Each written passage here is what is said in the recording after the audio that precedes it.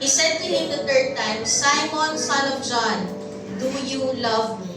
Peter was grieved because he said to him the third time, do you love me? And he said to him, Lord, you know everything. You know that I love you. Jesus said to him, feed my sheep. Let's all close our eyes, let's bow our head and let's pray. Father God, we thank you, Panginoon, sa presensya mo, O Diyos. Salamat, Panginoon, because you have given us the assurance, Lord God, that nothing can separate us from your love, O Lord. That our failure, Panginoon, is not above your forgiveness, Panginoon. That you are the God who gives fresh start. You are the God, Lord, that gives another chance, Lord God, for us to go back, Panginoon, sa piling mo, O Diyos. Maraming salamat, Panginoon, because you have given us the assurance, Lord God, that you are the God who restores and not rejects, Lord. Salamat, Panginoon, at hayaan mo, O Diyos, na ngayong umagang ito, patuloy na ang banal na Espiritu ay mangusap sa buhay ng bawat isa. Tumimo ang iyong mensahe, Panginoon. And Lord, we are praying that it will lead us, Lord God, to a transformed life. It will lead us, Panginoon, doon sa tunay na desisyon, Lord God, na kami ay mananatili sa iyo, magpapatuloy at ikaw lamang ang sasambahin. Ikaw lamang ang mauupo sa trono ng aming puso, Panginoon. Na walang mamamagitan, Panginoon, sa ating relasyon, O Diyos. Lord, dalangin po namin, Panginoon, sa paglabas namin dito sa lugar na to, Panginoon, ang buhay namin ay napalakas, O Diyos, napanumbalik ang aming kasiglahan, Panginoon, nabalik ang aming apoy para sa iyo, Panginoon, to do our calling, Lord God. To do once again, Lord God, our calling, yung pagkatawag mo sa amin, Panginoon. Lord, we are praying, Panginoon, that let the heavens be open today. At hayaan mo, Panginoon, that your power will manifest, Lord God. That your move, Lord God, will be evident, Lord God, sa aming buhay. That we will truly witness, Lord God, kung gaano katindi ang pagkilos ng iyong presensya sa aming kalagitnaan. Maraming salamat, Panginoon. Patuloy ka namin pinupuri, dinadakila, binibigyan ng karangalan, Panginoon, sa tanging pangalan ni Jesus. Amen. Ang title po ng ating pong mensahe today, ang ibibigay po ng Panginoon sa atin today is The God Who Gives Fresh Start. Pakisabi po, The God Who Gives Fresh Start. The God who gives fresh start. Ayun po yung binasa po natin sa John 21:1-17. This passage po, ito pong binasa po natin, ito po ay yung patungkol sa kay Peter. Okay? Ito po ay patungkol kay Peter na siya po ay nirestore ng Panginoon. Kung paano po siya nirestore ng Panginoon. Na ang nangyari po nito is dininay po ni Peter si Jesus Christ. And he thinks po na he failed bilang isang disciple ng Panginoon. Dahil dininay po niya ang Panginoong Jesus nung panahon po na ang Panginoon ay pinaparusahan na at ipapako na sa krus, ang kanya pong naging respond doon sa nangyari na yon is dininay po niya si Jesus. Sinabi po niya, hindi ko kilala si Jesus. Nagkakamali kayo, baka ibang Pedro yung kilala nyo. No? Tinago po niya yung identity niya and he think that he failed. And ito pong panahon na to, he think that he failed bilang isang disciple ng Panginoon. That's why, ang kanya pong piniling patutunguhan is to go back doon sa nakasanayan niyang gawin. Dahil ang thinking po niya, na nag-fail siya bilang disciple ng Panginoon, babalik na lang ako sa dati kong buhay, doon sa dati kong nakasanayan na kagawian, doon sa mas komportable akong gawin. At ano po yun? Pangingisda. Nangisda po siya. Sabi po sa John 21:3, Simon Peter said to them, I am going fishing. They said to him, we will go with you. They went out and got into the boat, but that night they caught nothing. Maybe, ito pong panahon na to, when he decided to go back sa pangingisda, ang iniisip po niya, hindi ko nagagampanan ng maayos yung pagiging disciple ni Kristo. Nag-fail ako. Kaya babalik na lang ako doon sa gawain na expert ako mangisda. Kasi nag-fail na ako bilang isang disciple eh. Babalik na lang ako doon sa kung saan ako expert, doon sa kung saan ako komportable. Minsan po ba nagkakaroon tayo ng ganoong kaisipan? bilang isang Kristiyano, nagkamali ka, nagkamali ako. Kaya magde-decide na lang ako na bumalik sa dati kong gawin. Doon naman ako expert, yun naman yung mas komportable kong gawin kaysa sumunod kay Lord. Nagkamali ako, nagkasala ako, babalik na lang ako. Ipagpapatuloy ko na itong pagkakamali na to. Kasi dito naman ako komportable na eh. Dito naman ako mas expert. Ayoko nang sumunod sa Lord, ayoko nang mamuhay ng matuwid. Sometimes po ba naiisip natin, I am disappointed sa sarili ko bilang leader or doon sa mga leaders po na nandito. Nakakaisip po ba tayo na bilang leader, hindi natin nagagampanan ng maayos yung responsibility natin bilang leader sa church? Kaya nakakaisip tayo, bibitaw na lang ako, bitawan ko na lang yung calling. Baka mas may maayos pang leader na pumalit sa akin. Meron po ba tayong naiisip na gano'n? Na ang nagiging thinking natin because we fail bilang leader, hindi natin nagagampanan ng maayos yung responsibility natin bilang leader. Magpo-focus na lang ako sa pagtatrabaho, sa pagpo-provide sa family ko, doon naman ako mas mahusay. No? Si Peter po, nung nag-fail po siya bilang isang disciple ng Diyos, ang naging decision po niya is to go back to his old ways of living. Bumalik siya sa dati niyang buhay, bumalik siya sa dati niyang nakasanayan, bumalik siya sa kung saan siya komportable, and because of that decision, hindi po niya namamalayan, tinatalikuran na niya ang Lord. Tinatalikuran na po niya yung pagkatawag ng Diyos sa kanya. No? Instead of fishing for people, to fish for people, bumalik siya sa pangingisda. In this passage po, we see, doon po sa binasa natin, we see that the Lord reached out. Even though may desisyon si Peter to go back to his old ways of living, pinakita pa rin po dito that the Lord Jesus reached out to Peter and the Lord gives Peter a fresh start after the failure. Iyon po yung pag-asa na meron tayo. Even though you fail, but the Lord will still give you a fresh start. Amen po ba? Amen. In the life of Peter, we see that Jesus restores, not rejects. Amen? Kung nagkamali ka po nung nakaraan, kung nag-fail ka bilang isang leader, kung medyo nakaka-disappoint yung iyong naging desisyon, yung iyong nagawa, hindi ka nire-reject ng Lord, nire-restore ka ng Panginoon. The Lord is still giving you the chance to be restored. Amen po ba? When you feel being disqualified after failing the Lord, when you feel na parang di ka nakarapat-dapat kasi nagkamali ka at malaki yung naging pagkakasala mo sa Diyos, kapatid, sinasabi ng Panginoon, your failure is not above God's forgiveness and God's restoration. Amen po ba? Amen?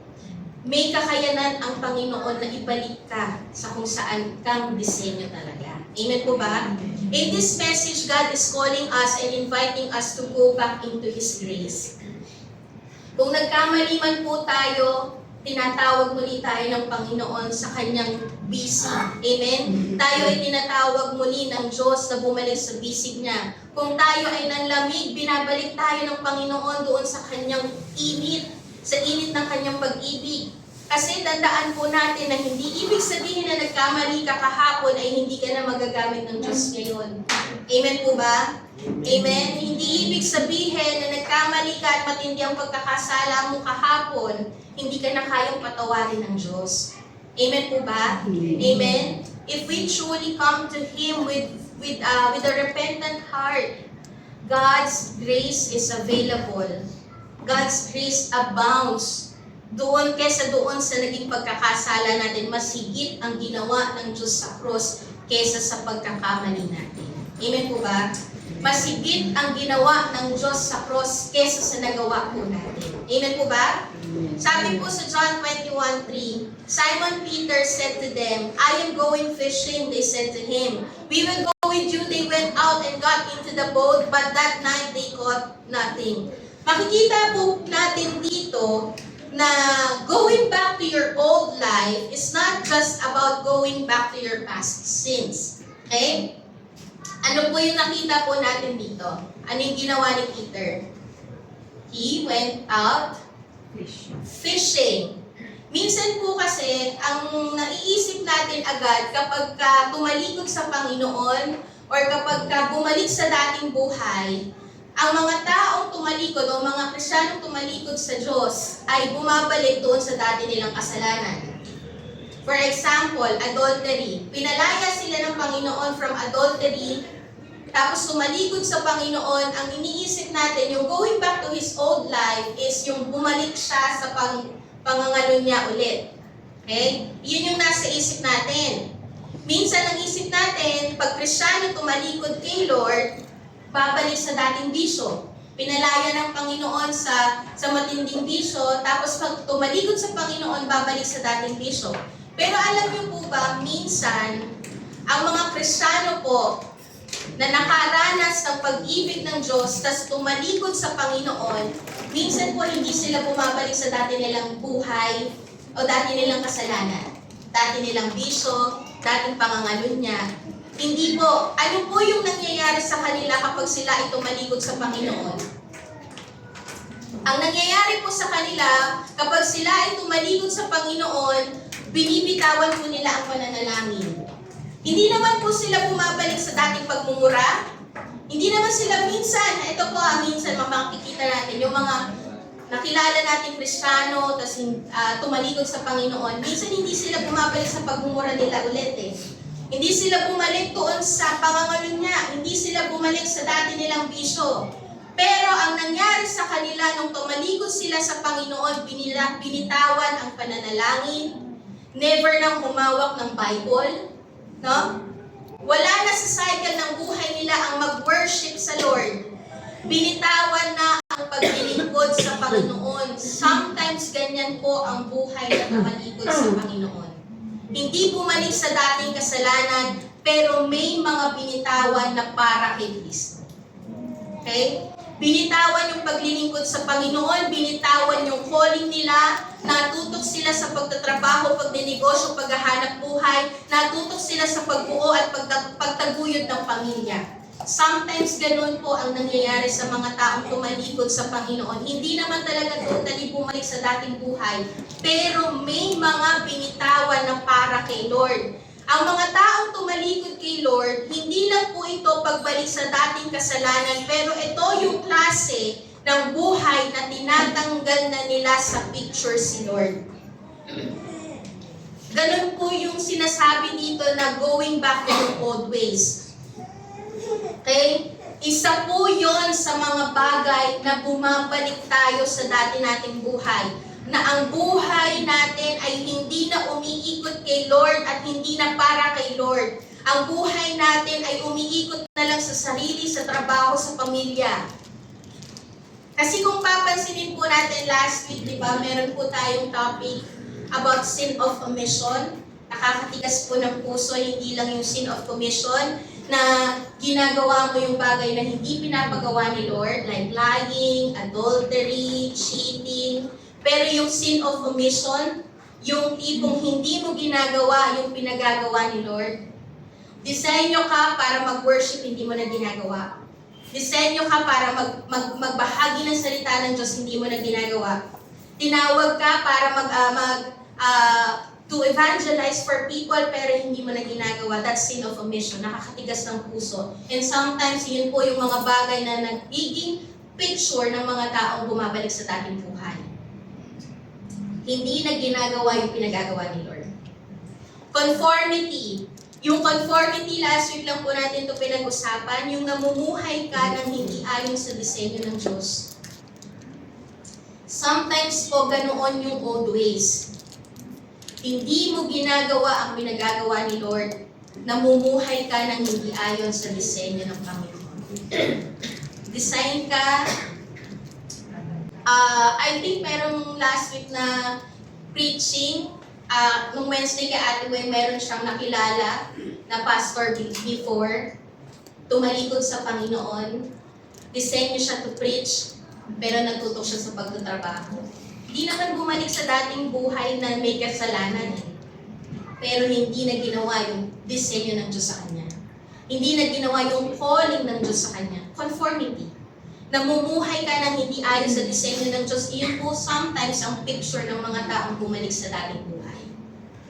And if you see Peter's life, when he went back to his old ways of living, doon po sa, balikan po natin yung verse, sa verse 3. Sabi po doon, he went out fishing, he go for fishing. Hindi naman po siya bumalik sa pagiging magagalitin.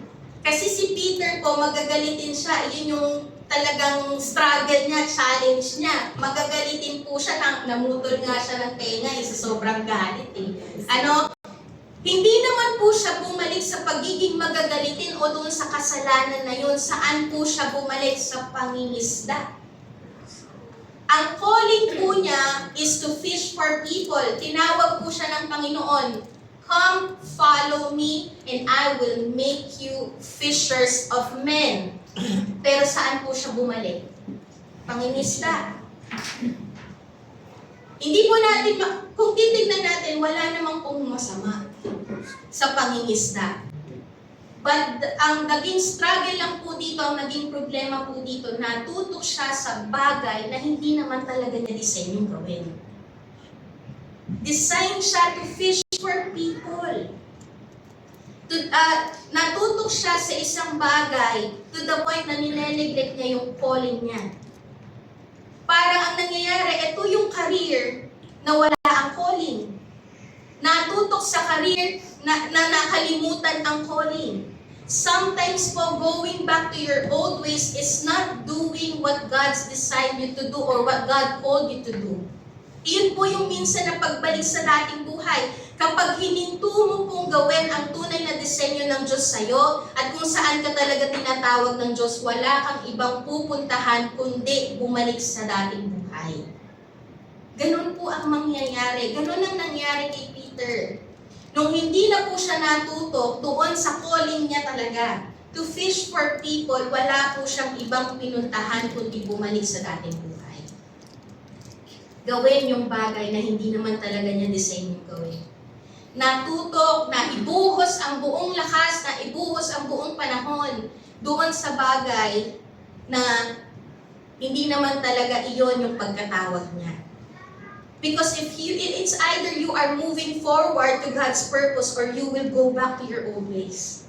Ganoon po yung nangyari sa buhay po ni Peter. And when you choose to go back to your old ways, tumatalikod ka sa Panginoon. Makikita po natin dito, sa buhay ni Peter, ano po ba yung senyales o sign that you are going back to your old ways? Kung papansinin po natin kay Peter, hindi naman po siya napunta sa ganitong klase ng status nang wala-wala lang. Nang bigla lang siyang naisipan na, ay gusto ko nang mangisda, ay gusto ko nang bumalik sa dati kong buhay. Hindi po siya napunta sa ganoong klase ng desisyon agad-agad. Meron pong nangyari sa buhay niya kung bakit po siya nagkaroon ng desisyon na I am going fishing. I want to go back to my old ways. Ano yung mga senyales o sign that you are going back to your old ways na kailangan po natin pagmatsagan? Okay?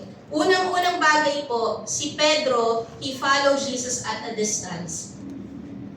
Sometimes po, yan po yung nagiging sign that you are going back to your old ways. When you follow Jesus at a distance. Sa Luke 22:54, ito po yung ginawa po niya bago po ipako si Kristo sa krus. At bago po siya magdesisyon, I want to go fishing. Ano po yung nangyari sa Luke 22:54? Then they seized him. Ito na po yung dinakip si Kristo, pinaparusahan si Kristo, ipapako si Kristo. Sabi po dito, then they seized him and led him away, bringing him into the high priest's house. And Peter was following at a distance. Pakisabi po, Peter was following at a distance. Peter was following at a distance. Nung panahon po na to, ayaw nang mag-involve ni Peter.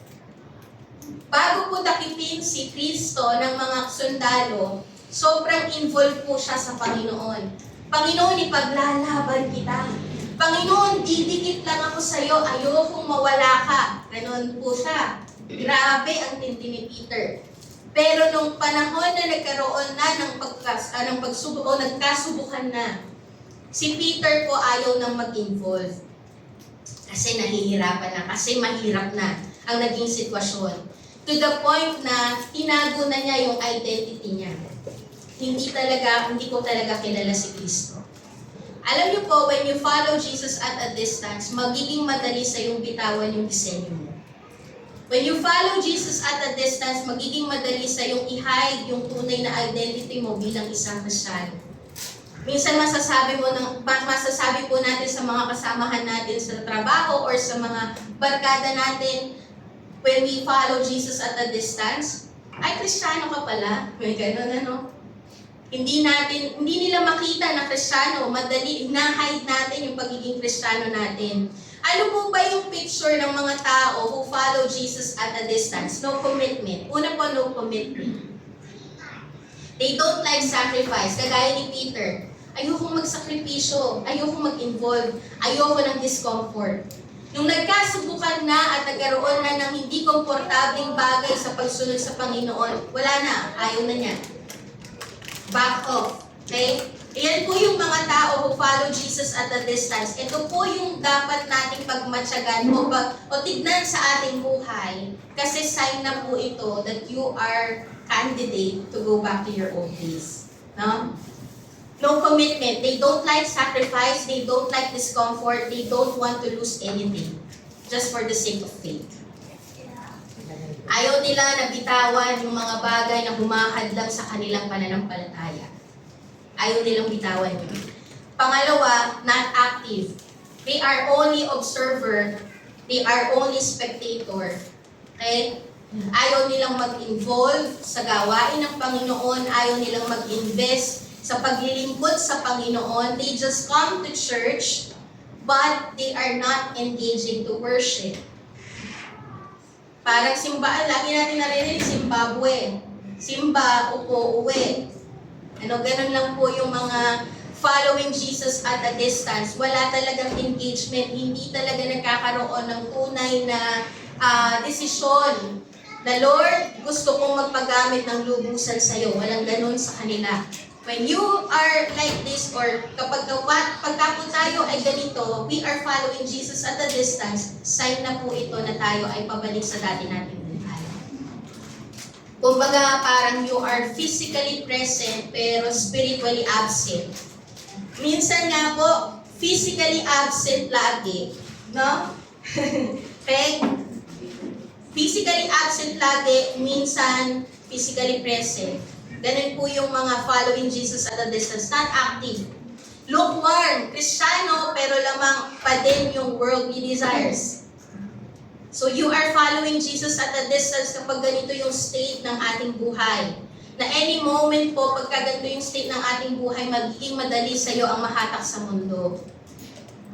Kagaya po ni Peter, nung kung siya ay when he followed Jesus, nagmamagsag lang siya, ang layo ni Jesus sa kanya, tinatanaw lang niya ang Panginoong Jesus, ang dali po sa kanyang i-give up yung kanyang pagiging Kristiyano. Ang dali po sa kanyang i-give up ang dali po sa kanya na mahatak ng mundo. No? Kasi ang layo niya kay Kristo eh. When you follow Jesus at a distance, it will be easy for you to go back to your old ways. Kaya kailangan po nating tignan yung sarili natin, am I following Jesus at a distance? Kapag may gawain, hindi tayo mag-engage. No? Pangalawa po, forgetting the divine things. And ano po itong mga divine things? Yung pagpapananalangin, pag-worship. Kasi nga po, disenyo ka to worship the Lord eh. Disenyo ka to read the Bible. Disenyo ka to seek the Lord. Disenyo ka to pray. To be in the presence of God. And nakakalimutan po natin itong gawin. Sa Matthew 26:40-41, ito po yung panahon bago o Last Supper. Ito po yung panahon na nananalangin na po ang Panginoong Jesus sa Garden of Gethsemane kasi nalalapit na po yung kanyang kamatayan. So sinama po niya si Peter, si James, and si John. Tapos ang nakita po ng Panginoong Jesus doon sa tatlong ito, ano po yung nakita? And He came to the disciples and found them, ano po yung ginagawa? Tulog. They found them sleeping. Pakitignan yung katabi, baka tulog. Gising ka, gumising ka kapatid, kasi baka bumalik ka sa dati mong buhay. Joke lang. Okay? And he said to Peter, so could you not watch with me on one hour po yan, sorry. 1 hour. Matthew, sabi po dito, watch and pray that you may not enter into temptation. It will be easy for you to enter into temptation, to give in to sin, kapag ka po nawawala tayo o nawawala yung mga bagay na nagpapalakas at nagpapatibay sa atin. Kapag nakalimutan mo yung mga divine things, hindi ka lang nagpa-follow kay Jesus at a distance, but you forget the divine things. You are not doing the divine things. Okay? Sabi po ng Panginoon, watch and pray that you may not enter into temptation. The spirit indeed is willing, but the flesh is weak. Alam na nila, babala na ng Panginoon sa kanila, pero natagpuan pa rin po sila ng Panginoon on the second time. Ano po yung sabi sa 2:43? And again, he came and found them sleeping, for their eyes were heavy. The reason why they fall into temptation, kasi pinabayaan po nila yung mga bagay na dapat nilang ginagawa. Iyon po yung dahilan kung ba't nanghihina po tayo. May mga bagay po tayong dapat na ginagawa na napapabayaan po natin. Unti-unti po nilang binabaliwala yung mga bagay na nagpapalakas ng kanilang spirito para mapaglabanan ng tukso. Alam niyo po, ang pagtalikod po sa Panginoon, hindi po yan agad-agad. Kagaya po nung nangyari kay Peter, hindi po agad-agad nagdesisyon siya to go fishing. Meron po munang mga nangyari sa buhay niya that end up going back to his old ways. Okay? May mga binitawan siya. May mga binaliwala siya na mga bagay na magpapatibay sa kanya, magpapatatag sa kanya. Ang pagtalikod po sa Panginoon ay unti-unti. No? Na isang araw, darating na lang ang panahon, wala na talaga. Tumalikod ka na talaga sa Panginoon. Yun po ay unti-unting pagliban sa gawain ng Diyos, unti-unting hindi pagbabasa ng Bible, unti-unti mong hindi pag-commit sa gawain ng Lord. Pagka po ganyan na ang nangyayari sa buhay natin, candidate po tayo to go back to our old ways. Tayo po ay mapupunta doon sa dati nating buhay. Kasi kapag hindi mo ginagawa ang purpose ng Lord sa'yo, wala kang ibang kapupuntahan kundi bumalik. Okay? Kagaya na lang po ng isang bonfire. Diba nakikita naman po natin yung bonfire? Ano po ang kailangan ng bonfire para po siya patuloy na mag-alak? Panggatong. Ang bonfire po ba, pag hindi mo tinanggal ng isang panggatong, patay na agad yun? Ha? Hindi po, di ba? Kailangan mo unti-untiin na hindi lagyan ng panggatong. Kapag ka unti-unti hindi mo nilalagyan ng panggatong, unti-unti po siyang nawawala.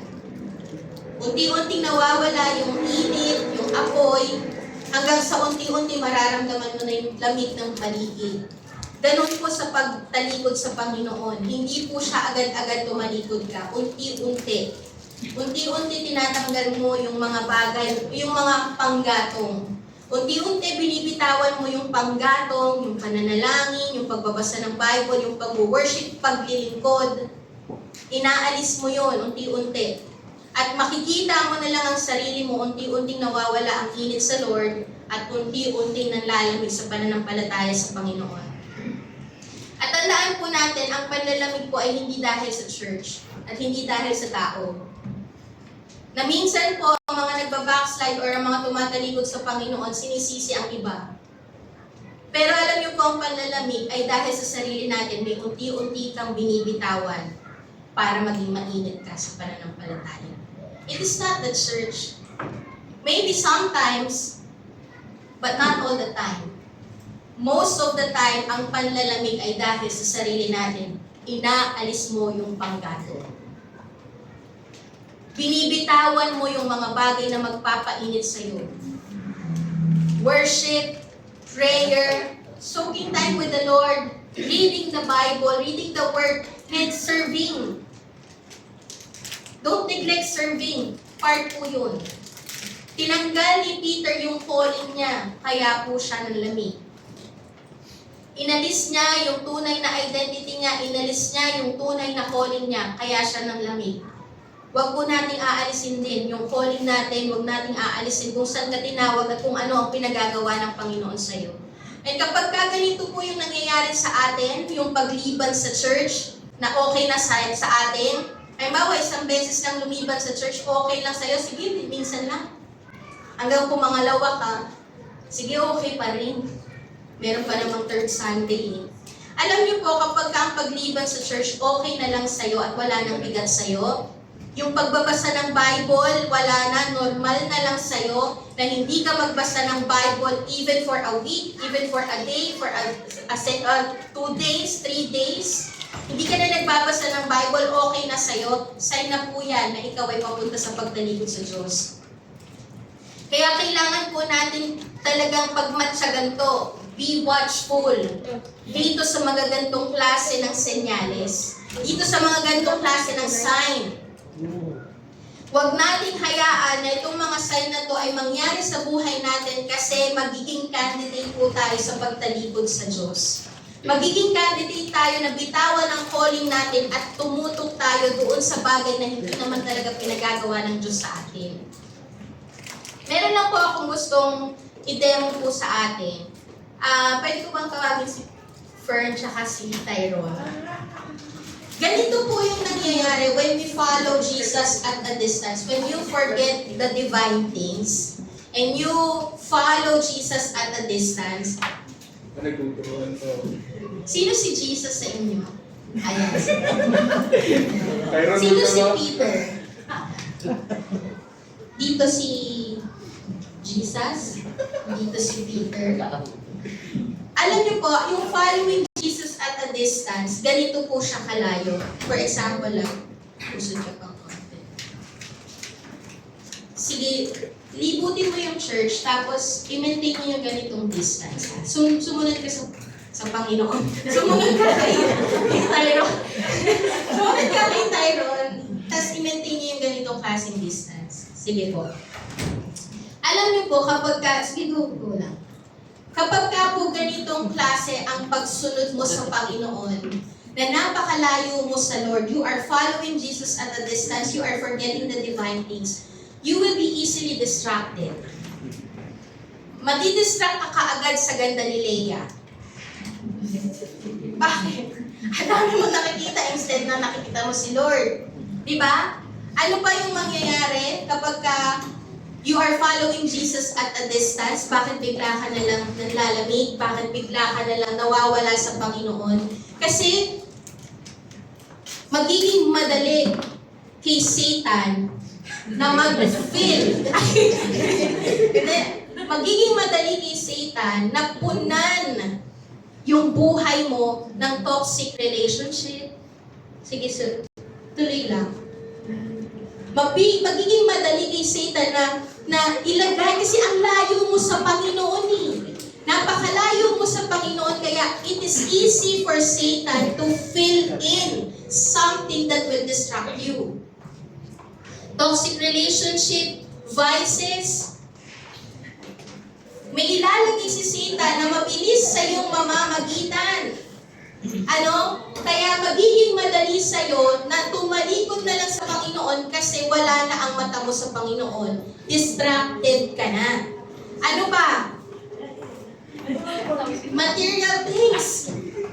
Ang daming ilalagay ni Satan. Magiging madali kay Satan na maglagay ng mga bagay sa pagitan mo at sa Panginoon kasi nga ang layo mo sa Diyos.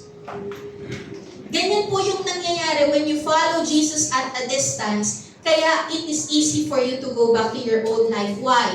Wala na ang paningin ni Fern kay Jesus. Nasaan na? Material things, toxic relationship, vices. Diba? It will hard for him to fix his eyes on the Lord.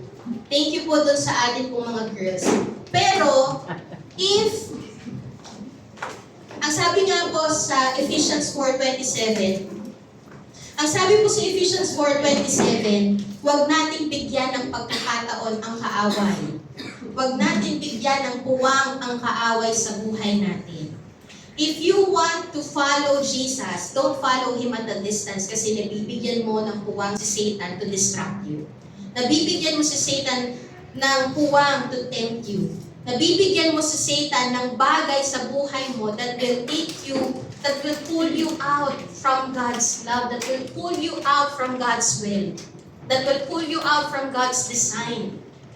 Huwag mong bigyan ng puwang ang kaaway. But sabi po sa James 4:7-8, submit to the Lord, draw near to Him, and He will draw near to you. Kapag ka po, Opo. Sige. Si Jesus ang hayakap. Pero kapag ka po ikaw, pinasakop mo ang iyong buhay at lumapit ka sa Diyos, even though the enemy will try na mag-fill in ng mga bagay that will come between you and the Lord, wala po siyang magiging kaparaanan para maglagay ng puwang. Bakit? Kasi ang lapit nyo eh.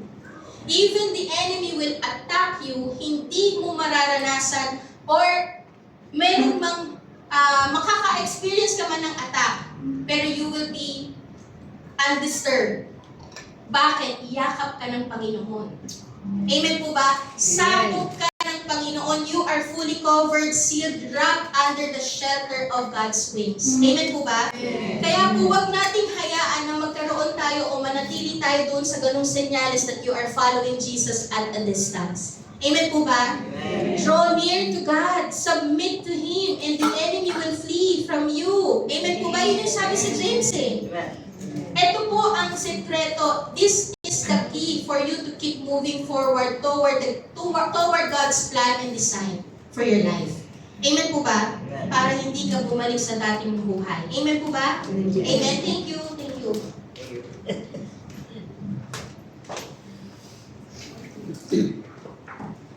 Nakikita po yung picture.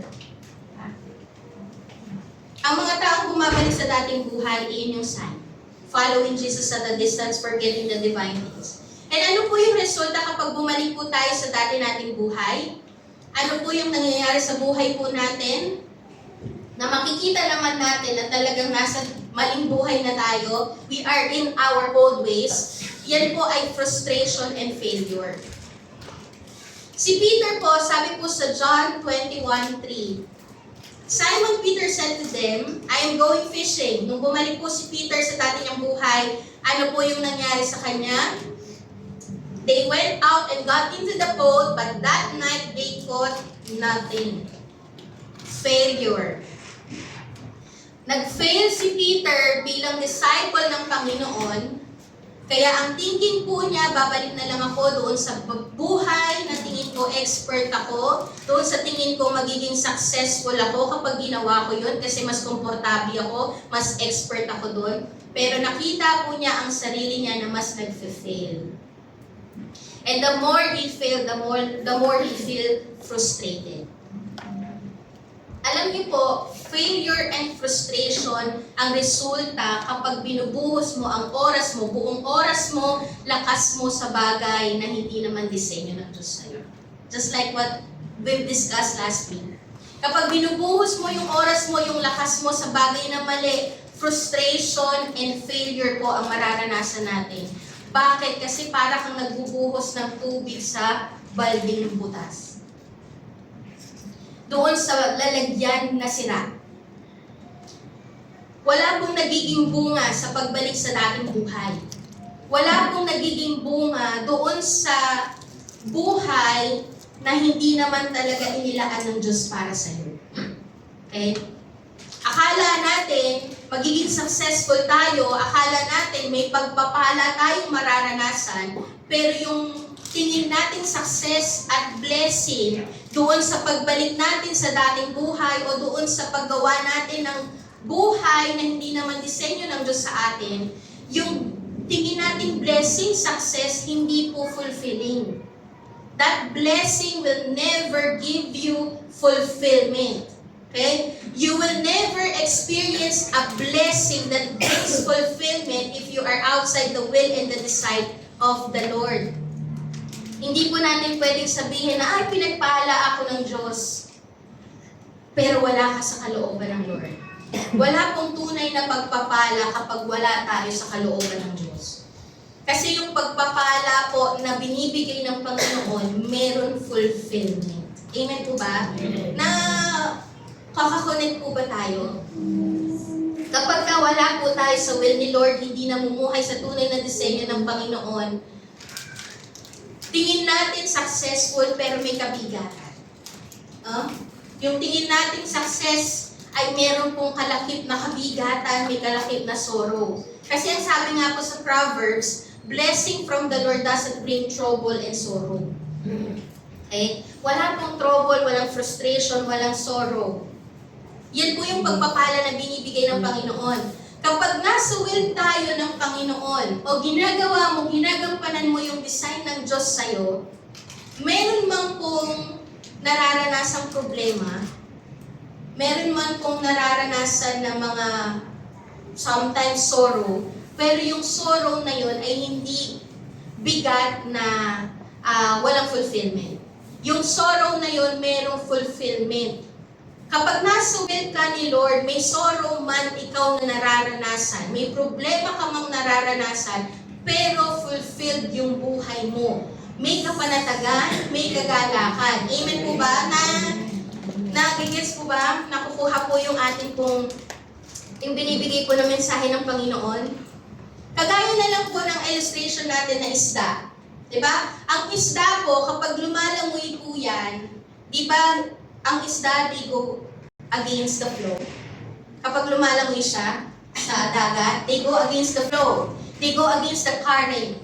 Tama po ba? Pero kahit na yung current na yon ay may pressure, kahit na yung current na yon may parang magsastruggle sila by going against the current, pero fulfilled ang kanilang buhay. Bakit? Nasa tamang atmosphere sila eh. Nasa tamang habitat sila. Nasa tamang disenyo sila to swim in the ocean going against the current. Sa buhay po natin ganun din. Kapag ka po tayo nasa will ni Lord, may hirap man po dyan, pero fulfilled yung buhay mo, masaya ka pa din, may kapanatagan ka pa din, may kapayapaan ka pa din. Bakit? Nasa presence ka ni Lord eh. Amen po ba? At ang presensya ng Panginoon ang nagbibigay ng kapanatagan sa iyo at ng kakontentuhan sa iyo, ng satisfaction sa iyo. Pero pag wala ka sa will ni Lord, parang isda na nilagay sa lupa. No? Yung pamumuhay niya sa lupa, may bigat na walang fulfillment. May bigat na pero wala pang fulfillment. Wala pang napupuntahan. Papagaspas lang siya sa shore. Kasi wala siya sa tamang habitat, wala siya sa tamang atmosphere, kaya hindi po niya nagagampanan yung tunay niyang design. Okay? Ganon din sa buhay natin. Pag wala tayo sa kalooban ng Diyos, hindi po natin maranasan yung tunay na kagalakan at kaligayahan. Kasi wala tayo sa presence ni Lord. Nito pong nakaraan, I will just give you yung na-experience ko po nitong nakaraan. Na-share ko na rin po ito nung Wednesday. Pumasok po yung January. Ang naging sales po namin sa C-Lashes is hindi talaga maganda. Hindi po nagiging maganda. Konti po yung nagiging clients namin. Ang akin pong sahod po sa C-Lashes is commission-based po ako. So nakadepende ako sa client. Pag may client, meron po akong income. Pag walang client, wala akong income. So, ang nagiging, nitong mga nakaraan pong taon, ang pamumuhay ko po talaga is, I am living by faith. Hindi po ako yung tipong namumuhay na sigurado ako na covered ang aming expenses for a month. Kasi wala po akong fixed income. So, didepende po ako sa pasok ng client. Pero nakaka-bless po sa Panginoon kasi Ilang taon na po ako nagtatrabaho sa C-Lashes pero wala po kaming utang sa mga expenses namin. Yung monthly bills namin, wala kaming utang, nababayaran po namin lahat. Fully covered po ng Panginoon. Pero nag-struggle po ako nung pagpasok ng January kasi talagang as in bagsak siya. So nagkakaroon ako ng pag-iisip na nakwento ko ito sa ate ko na parang gusto kong mag-apply. Gusto kong mag-apply sa company na alam ko yung sahod, fixed siya, tapos mako-cover lahat ng aming kailangan. Hindi lang po yung monthly expenses namin, pero makakabayad akong pambili ng facial wash.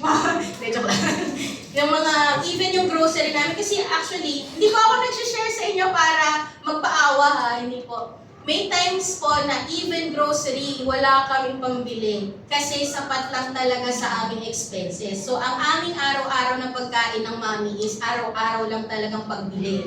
Ganun lang, pagka wala na tayong pagkain, sige, mabili ko, meron akong 100. Ganun po kami ni mami. So, ganun ang aming buhay. Parang we are really living by faith. Ganun kami ni mami. Talagang umaasa kami sa provision ng Panginoon. And then, dumating sa punto na parang, Lord, parang kailangan ko na ata talaga. Dito mo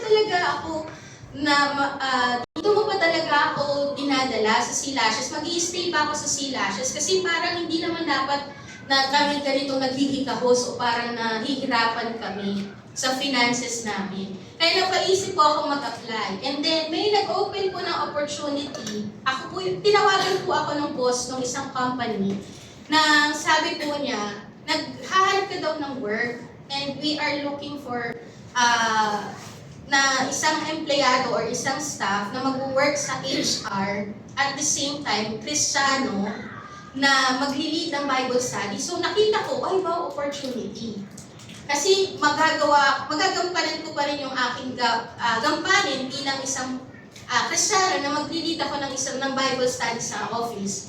Pero habang tumatagal, parang nabibigatan ako.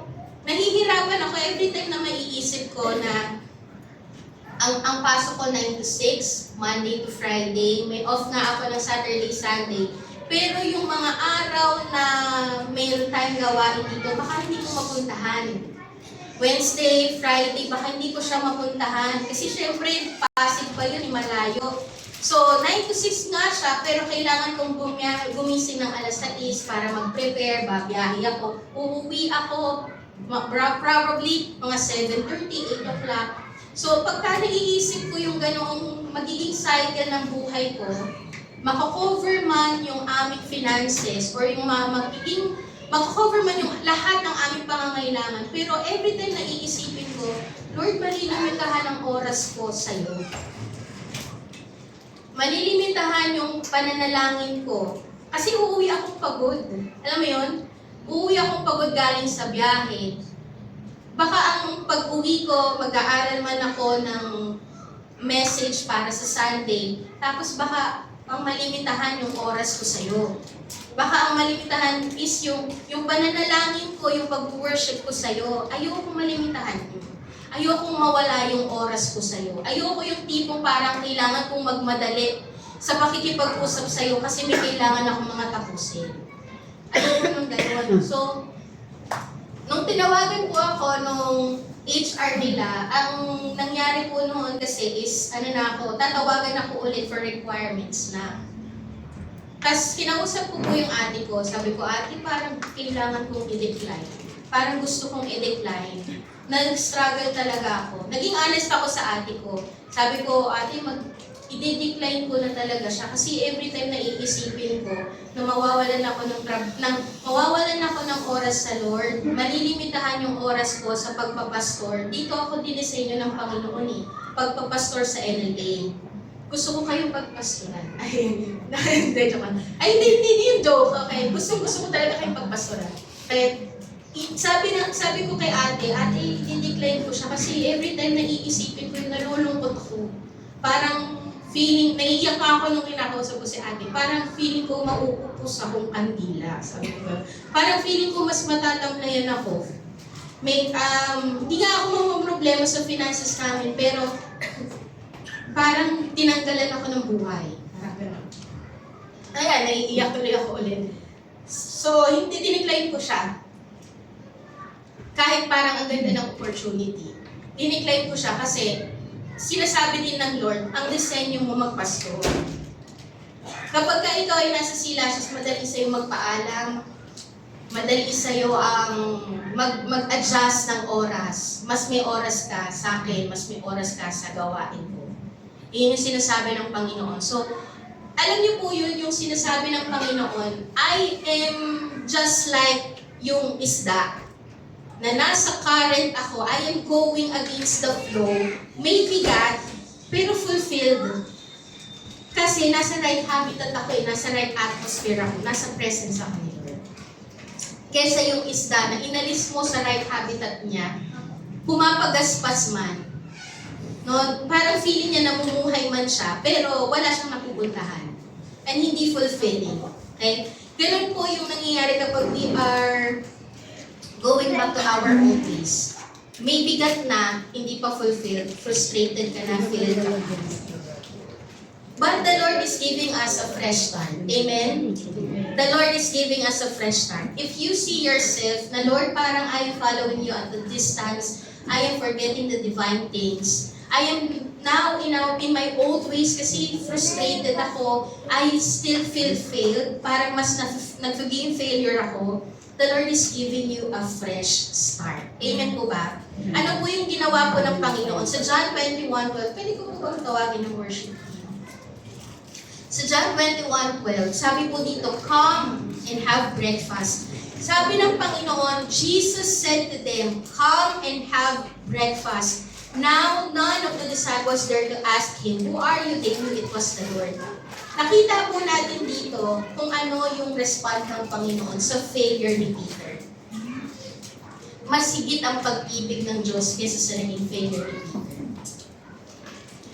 Nakita po natin dito kung gaano katindi yung naging failure ni Peter na may pagkukulang siya sa Panginoon. He followed Jesus at a distance, he forget the divine things, na nag-end up kay Peter to deny Jesus. And hindi po natapos si Peter sa pag-deny kay Jesus. Patong-patong po yung kanyang pagkukulang sa Panginoon. Kung papansinin natin, patong-patong yung kanyang failure. Hindi lang po niya dininay si Jesus, pero meron po siyang naging desisyon na bumalik sa dati niyang buhay. Kung titignan po natin, worth it ba na i-restore si Peter? Kaya pa bang i-restore si Peter sunod-sunod ang pagkakamali? Worth it pa ba? Pero kung titingnan po natin, ano po yung ginawa ng Panginoon? Come and have breakfast. Hindi po sinabi ni Lord, eto Peter ha, yung mga failure mo, eto Peter ha, iisa-isahin ko, nagkamali ka dito, nagkamali ka dyan. Hindi. Ano ang sagot ano ang response ng Panginoon? Anong ginawa ng Panginoon? He reached out to Peter. Because the Lord wants to restore me. Sabi ni Lord, come and have breakfast. This invitation of Jesus to have breakfast with Him is a call for intimacy. Peter, ikaw ang lumayo, pero ako ang lalapit sa'yo. Ako ang magre-reach out sa'yo because I want you. I want to restore my intimacy with you. Ito po ay nagpapakita that Jesus is not a distant God. Hindi po malayo ang Panginoon. Tayo yung lumayo, pero hindi malayo ang Panginoon. He is a relational and personal God who wants to spend time with you, who wants to restore your intimacy with Him, who wants to restore your intimate relationship and your sweet fellowship with Him. Yung masarap na pakikipagniig sa Panginoon. Iyan po yung gusto ng Panginoon na mangyari sa atin. Yes, nag-fail po tayo. Pero ang gusto pa rin po ng Panginoon, anak, lumapit ka kasi gusto kong manumbalik yung init ng ating pakikipagniig. The Lord is inviting Peter na lumapit sa Panginoon because Jesus is willing to restore Peter just like every one of us here. If you fail, Jesus is reaching out to you because He wants to restore you. Amen? He is not rejecting you, but He restores those who are His. Kung tayo ay anak ng Diyos, He is so willing to restore you back to His arms. Amen po ba? The Lord reaches out and restores those who belong to Him. When Jesus invites Peter to have breakfast with Him, pinapakita po ng Panginoon na, nagkamali ka, Peter, but you still have a place at my table. Nagkamali ka, Peter, pero ina-assure kita, secure pa rin ang iyong lugar sa kaharian ko. Kaya I am reaching out to you. God is waiting for you at His table. Kung po tayo ay nanlamig sa Panginoon na wala yung mga bagay na ginagawa natin sa Panginoon, God is still waiting. God is waiting for you at His table. He is inviting you. Yung sinabi ng Panginoon, come and have breakfast with me. Ito po ay invitation ng Panginoon for restoration and assurance that you still have a place at Jesus' table. You still have a place in His kingdom. Sabi po ni Richard Sibes, there is more mercy in Christ than sin in us. Your failure is not above God's forgiveness. Yung nagawa po natin ay hindi higit sa ginawa ng Panginoon na pagpapako sa krus. God's grace is available and it abounds when you come to Him with full repentance, with a heart that repents. Kung titingnan po natin dito sa buhay po ni Peter, si Jesus po yung nag-initiate ng restoration. May ginawa ang Panginoon para i-restore si Peter. Nag-reach out si Peter kay Jesus. Nag-reach out si Jesus kay Peter. Jesus initiate the restoration. Pero may naging part po si Peter. Ano po yung naging part ni Peter? Tumakbo po siya sa Panginoon. When he heard, it is the Lord. When he heard Jesus is the one who's calling, nag-respond po agad siya doon sa tawag ng Panginoon. He didn't stay at the boat. He ran to Jesus' table.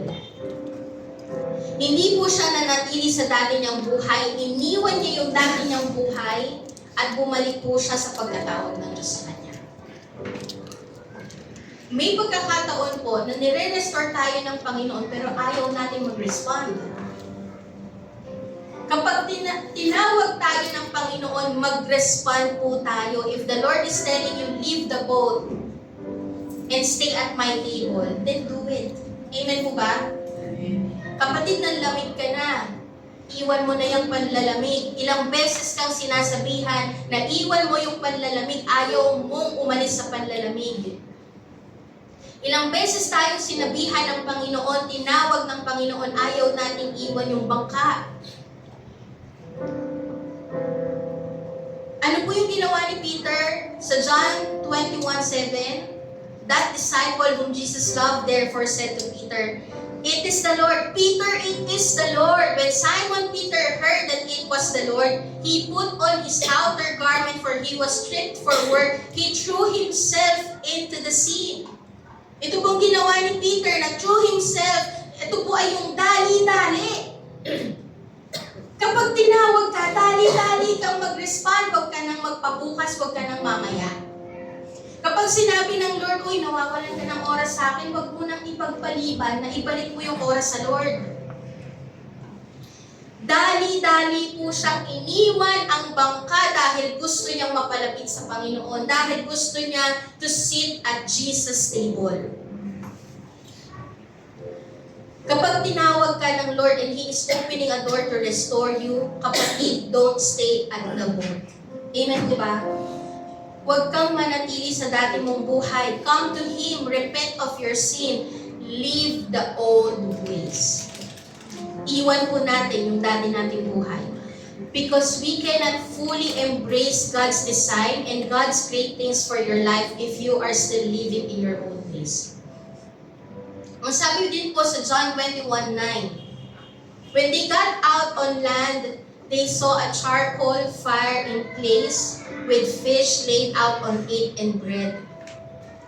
Si Lord po yung nag-provide para ikaw ay manatiling maalam sa Panginoon. Si Lord po yung nag-provide ng iyong kakailanganin para masustain ka sa pagkatawag niya sa iyo. Ang gusto ng Panginoon, bumalik ka sa pagkainit. Si Lord, kung mapapansin po natin, ano yung prepare po niya? Charcoal fire, fish, bread. Yung charcoal po na yan, iyan po ay nire-represent ng presence niya.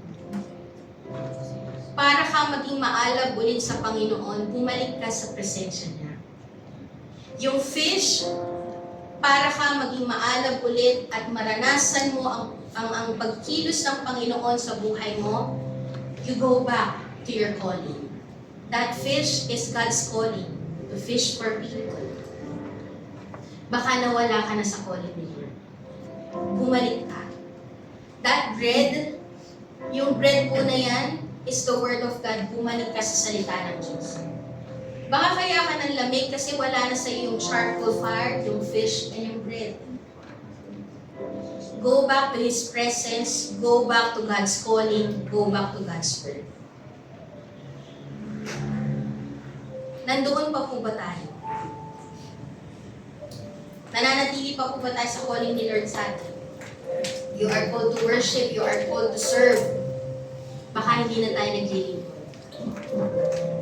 Sabi din po, para tayo ma-restore at magkaroon ng fresh start, hindi lang po tayo in-invite ng Panginoon to have intimacy with Him, but He is inviting us to go back to our calling. God is reminding Peter of his calling. Sabi po sa John 21:15, when he had finished breakfast, Jesus said to Simon Peter, Simon, son of John, do you love me more than this? Alam ko pa naririnig na natin itong mensahe na to. But the Lord want na ulitin sa atin. Sabi ng Panginoon, He said to him, yes, Lord, you know that I love you. Jesus said to him, feed my lambs. Sabi po dito, do you love me more than this? Mahihirapan po tayong sumunod sa Panginoon, magkaroon ng fresh start, if meron pa tayong this. Kung meron pa tayong mga this sa buhay, yung this that we love more than the Lord.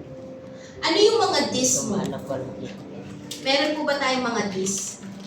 Do you love me more than this? Do you love me more than your relationship? Do you love me more than your work? Do you love me more than your family? Do you love me more than your pangarap na maging successful sa mundo? Do you love me more than this? Ano yung this mo na mas mahal mo kaysa kay Lord? Kasi mahihirapan tayo magkaroon ng fresh start kung pinanghahawakan pa natin yung this natin. Do you love me more than your bitterness? Do you love me more than that unforgiveness? Do you love me more than that attitude? Na komportable ka ng attitude kaya hindi mo mabitawan? Do you love me? Meron po ba tayong this that we love more than God? For it will be hard for us to obey God if we have this in our lives na we love more than God. Ang tanong po sa atin ngayon, worth it po ba, kagaya ng kay Peter, worth it po ba na ipagpalit natin si Lord doon sa this natin? Worth it po ba na yung namatay, yung Diyos na namatay sa krus ng Kalbaryo, worth it po bang iwan para sa this? Yung Diyos na binigay sa atin ang lahat, worth it po ba talikuran para sa this? Ano po kaya yung this natin? Is it truly worth it na mas piliin mo ang relasyon mo sa boyfriend mo, sa girlfriend mo, sa kaninong relationship, rather than sa relationship mo sa Lord? Na nung kinilig ka, hindi ka na nakita sa church. Na meron nga po sinasabi, nung kinilig, hindi na nakinig. Di ba? Nung kinilig na wala sa church, worth it po bang iwan si Lord dahil doon sa relasyon na yun? Worth it po ba na mas piliin natin ang career over sa calling mo? Worth it po ba? Worth it po ba that you will spend your Saturday night at piliin na mapuyat ng Sabado kaya hindi ka makapagpuri ng linggo? Worth it po ba? Is it worth it to spend your Saturday night sa mga bagay na walang katuturan kaya hindi ka maka-attend ng Sunday morning kasi puyat ka?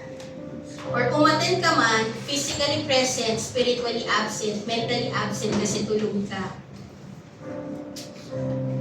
Is it truly worth it na mas piliin po natin ang ibang bagay kesa sa Lord?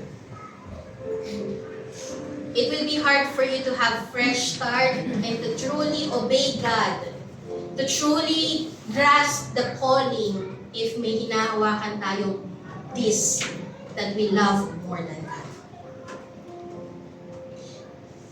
Ang sabi po ng Panginoon kay Peter, nung sinabi ni Peter kay Lord, "Yes, Lord, you know that I love you."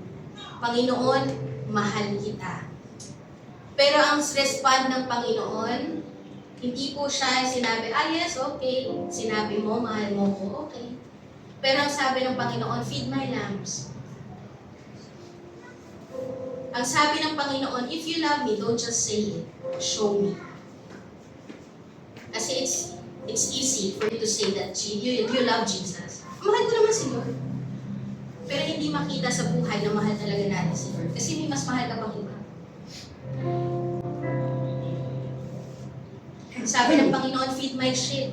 We can show our love not by just saying that we love God, but truly responding to Him. Yung talagang magre-respond ka at susunod ka. Kasi the language of love is obedience. Ang gusto ng Panginoon, sumunod ka. Makita sa atin na tunay na mahal natin ang Panginoon. Amen? Amen po ba? Ipakita po natin that we truly love God. Sa paanong paraan? Next slide. Paano natin may papakita na mahal natin ang Panginoong Jesus? Leave these things that come between your relationship with Christ. Iwan po natin yung mga bagay na namamagitan sa atin, sa relasyon natin sa Diyos. If meron kong sinasabi ang Panginoon, anak, mas mahal mo na yan kaysa sa akin. Ayusin mo yung priority mo.